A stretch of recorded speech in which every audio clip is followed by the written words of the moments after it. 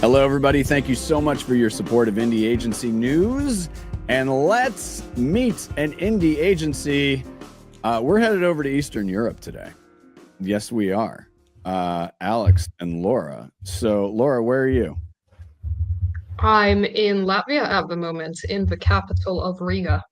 Okay, you're in Riga. Okay, and then Alex, where are you today? Hey, I'm in Katowice in Poland currently. Okay.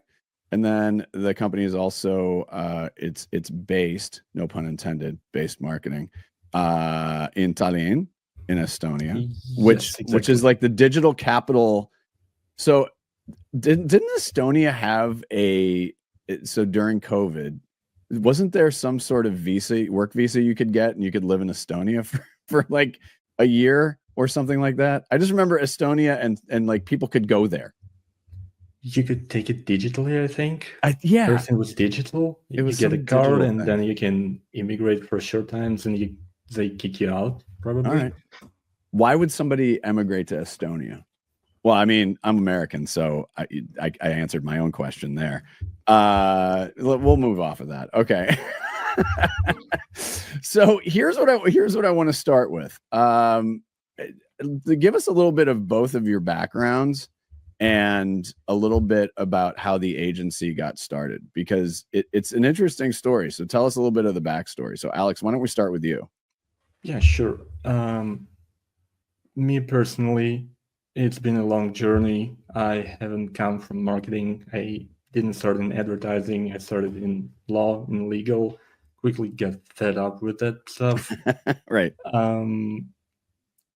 Doing 90 hours a week for other people to get richer wasn't my cup of tea, to be honest. Sure. So I'm doing it now for brands. So why not?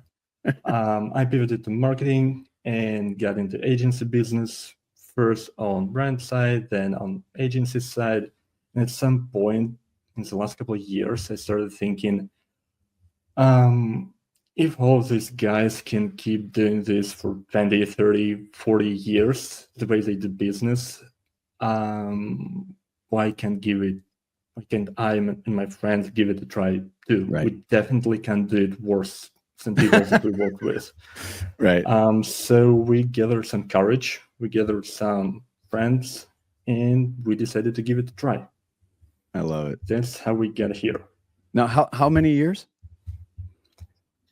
We are in business for the first year currently. So that's right. So very fresh. So I forgot about that. Oh my gosh. So new. I love that. I love it. Laura, where did you come from? How did you end up here? Oh, that is a long story, so I'll try to make it as short as possible. Okay. Originally, I never even thought I would end up getting into marketing. I went into university to do international business, something vague, something C-level-esque. Right, sure. Yeah, and then I ended up pivoting a lot into doing more tech because I've always been, I'm Gen Z. Yes, indeed. Right. And I've always really been into the internet from my early days, which was fun things, blogs and HTML coding and all of that stuff.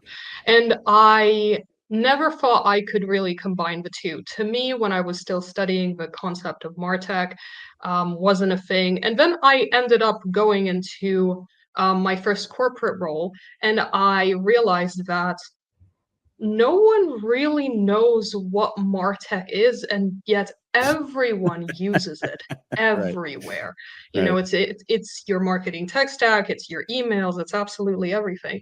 And I ended up going into agency work, and I found out that even in an environment that focuses on that, it still feels like no one really knows what that even is. Right. Which was shocking to me because I felt like, who am I to be telling people this is how you do it, this is how it works, this is what's right and what isn't. This is what it is as a concept. Right. And that's exactly why I'm here, because I just couldn't keep sitting and watching and listening. There's only so many times you can tell people stuff and then they don't listen. So there you go.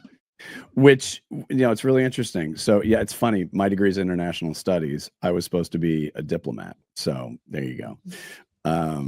Yeah, I didn't study for my foreign service exam. So, but again, current times, maybe the right choice.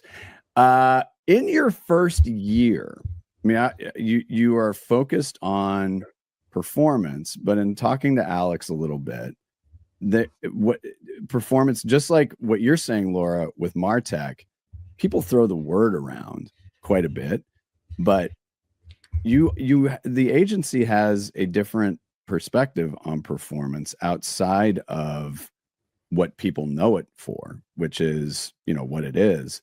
But I'm curious to understand how you've been articulating what some of the core strengths of the agency have been in the first year and how you've been demonstrating that. So what are some things over the past year that you've looked at as really, really successful in being able to explain your philosophy as an agency, why it works, how it works? I'm just curious what you've learned. I can take this one. We've been throwing performance and growth as a term around, but at the heart of it, if I'm completely honest, we're a media agency with the back end of it, the backbone of it being automation at the same time. So if there is a media space to be bought, we can buy it. And that's how we punch well above our weight, because we're just a couple of people. We have an extensive network, but still the core team is just us. And we offer something that none of boutique and even most of mid-sized performance agencies or PPC agencies don't offer. We do the full media buy, we do the full strategy, and our strategies are disruptive. And as an example, every client that we worked with so far was at the point where what we presented and the strategies that we offered and the media plans that we prepared and the level of integration of their systems and tech stacks that we offer scared them. They were in disbelief that they could do it. They didn't feel mature enough or courageous enough to do. So the first things that we disrupt is their self-belief in how mature and how much potential their brand has, how much more they can do, and that we would dare try doing something like that. So we disrupted strategically. We scale, and once again, punching well above our weight, because we can go into TV, we can do linear, we can do streaming, despite a huge disbelief from maybe in the entire portfolio or the entire niche. We've done successful B2B ads on out of home, which a lot of people in Europe disbelieve for some reason. We've proven them wrong. It works, it helps, it converts, it brings the bottom line. We're also disrespectful, but in a complimentary way. I get it. Put it this way. Yeah. We're working class. We don't have the time or the upbringing of the corporate class. So we're about the work. Right. Let us do the good work. We deliver it. And that's what affords us to be the way that we are, because we deliver what they need, what the client needs, what will help the brand, and not something that will, scratch the back of some executive, just manage their anxiety. And that's how we do it. And that's what works for us so far. It's a blue collar. I like it. Blue collar. Yeah, I understand that. I understand the hustle. Did I tell you this, Alex? I started my career by selling radio scripts for $35 a piece. Yeah. I did tell you that. Yeah. So I got the hustle. We know the hustle. Laura, I want to ask you this. Why is being independent important to you and to the agency and to your wider network? Oh, well, let's start with the fact that it's, as we said in the beginning, we're not really here to scratch someone's back. We're here to actually deliver on the work. And this has been, and I think I speak really, really from the heart for both of us when I say this, it is exhausting to go into doing agency work when there is no specific goal, there is no specific creativity or taste, there is just KPIs to be met. And for us, I mean, that's not what we're about. What we want to do is we want to deliver good work to our high standard without the extra steps, without the extra politics of it all. And I would also say that's why it's also important for us to stay small and really focus on our core skills, because this is our team. This is just who we are. And we work very well together because we are able to speak. We are friends. Aside from being colleagues, we are able to share ideas, we're able to critique, we're able to give feedback. And that's not something that you often see in a big agency or a corporate space. A lot of the time you just bend backwards and you do stuff for other people because you're getting a paycheck. Right. But I mean, we're all here for the paycheck, but we want to actually bring something forward. We want to actually be us. Yeah. Well, yeah. You end up working with people. And I like it. I mean, it's just the no nonsense piece of it I really like. And you've touched on a few things about being helpful and successful for brands. So in hearing this, what's the main reason that a brand should work with you? And I think you've touched on a couple of them, but also what should a brand expect in working with you? Whether that's the onboarding or the exploration, or what should they be expecting? And that's $1 million question, right? Why shouldn't they work with us? I'd say we're here to stay long term. Right. We're not here to inflate billable hours, bill them and bail, and just split out of the picture, get the next client, churn them out. It's a conveyor belt. And that's a perception of that, and that's a perception about media and performance in particular, is that it is a churn. So that's very, very different. And that allows us to choose who we work with, because if we want to stay long term, we're personally invested in the success of people we work with. We're invested in the team and the partners that we have, and we're invested in the actual business growth of our clients, because we have skin in the game. If it doesn't work out for them, it doesn't work out for us. We're bootstrapped. There is no investor money behind us. There are no bank loans. If we don't succeed, our clients don't succeed, we're done. And that's why we have the skin in the game here. And every time we onboard a client, we do it the way we would do it for ourselves. If we were growing ourselves, that's how we would do it. It's a personal touch every time.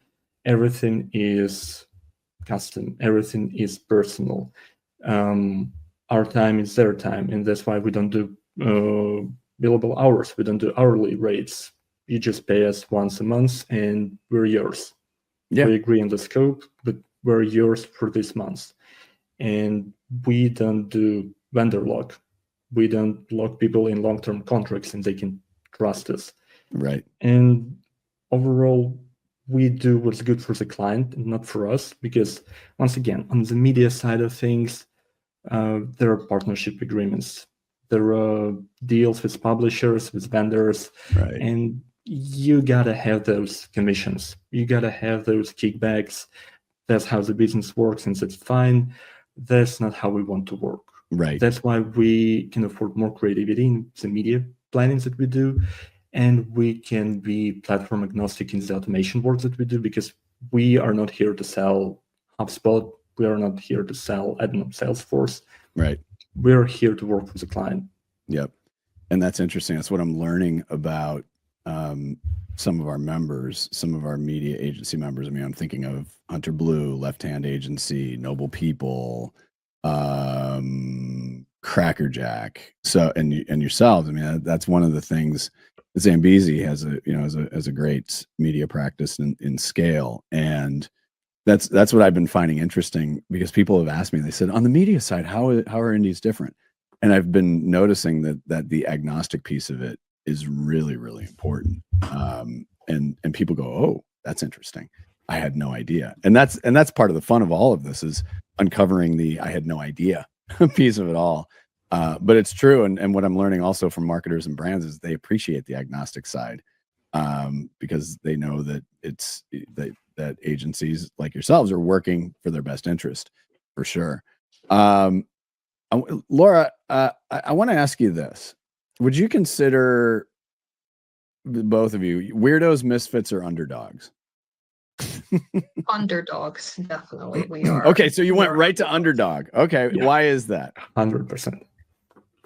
Oh, well, I mean, you're in Riga, which is not necessarily where people think of first in the ad business, which is a good thing, right? So there's a little underdog thing. Yeah, I mean, Eastern Europe in general is not exactly perceived to be the peak of advertising or marketing or business in general. And representing, we are here to change that. Right. But I think underdogs is because, I mean, sure, we're not super corporate, we're not super rigid or super formal, but we're not necessarily misfits or weirdos. Right. I feel like, and this might be a big part of the indie experience here, is that people look at indie companies and they think, oh, well, they're small, they're from a strange geography, one where you don't typically see where business is, right, or they're new, or they have a very limited scope, a very niche application, and that kind of deters them from actually looking into what the company is offering, what this indie brand is standing for. And I feel like I speak for a lot of indies when I say this, being indie, being a weirdo or a misfit or an underdog, a lot of it is tied to your values not being separate from your business. Yeah. Oh, it's a great point. That's a really great point. And by the way, sidebar, I would argue, and I've known several people who have tapped into Eastern European talent and companies, and holy cow, are they happy? So it's one of those things where it's like we had so and so in this country and so here, and it was beyond what we even had expected. We couldn't be happier. So that's one of those threads in Central and Eastern Europe that I've heard over the years, where it's a nice little surprise. So I guess the message for brands would be, you might not know us, but it's a good idea for you to get to know us. Yeah, I mean, it's definitely the Eastern European mindset to be able to make something out of nothing. And when I say something, I mean something. Yeah, no, I like that. Last question here. Whether they are a current client or not, which CMO or marketer do you want to say hi to? Oh, Alex is the guy. Just lisps and lisps. Right. I was just gonna say you did that. I noticed the eyes there. So I'm gonna make Laura go first, so you can think about this for a second. Laura, who would you like to say? Oh dear. Well, this is actually a bit awkward because the CMO I wanted to reach out to is no longer a part of the company that I was looking for as a whole. But I am a fashion girl myself. And if you will allow me, I'd like to shout out to an entire brand. Yeah. And that is Manière de Voir. big fan. Really love their work. It's different, it's unique, and that's what I appreciate about it, really. Yeah. No, I can tell the fashion thing because your eyewear game is strong. So same thank you. My earrings match my glasses, and so does my necklace. These are my computer glasses, by the way. So yeah, so that I'm at that age right now. So I have these, which I wear out. And these people thought these were black, but they're actually like a blue. You can kind of see that they're like a dark blue. And then I have another pair of these, similar, but these are normal. So I've got that. So people collect stamps or something else. I collect eyewear. So that's like my thing. All right, Alex, I've been stalling enough for you here. Who's the CMO or marketer you want to say hi to? I'm trying to bail you out. I'd say hi to Disa Korn and Polly Slattery and Akinia. Loved working with them. Would love to work again. We've done great work back in the day, and I'd love working with them again. And I'd say hi to Sean Frank at Reach. Love the work that they do with the wallets. Who would have thought so much can be done with the wallets? Yeah. Mm-hmm. And lastly, to Morten Hansen at Kongsberg. I have a sentimental relationship with Kongsberg because they help so much with everything the company produces for Ukraine, in the defense of Ukraine. So I'd love to work with them again. So hi to all of them. Remember us. We're here. We're ready to impress. I like it.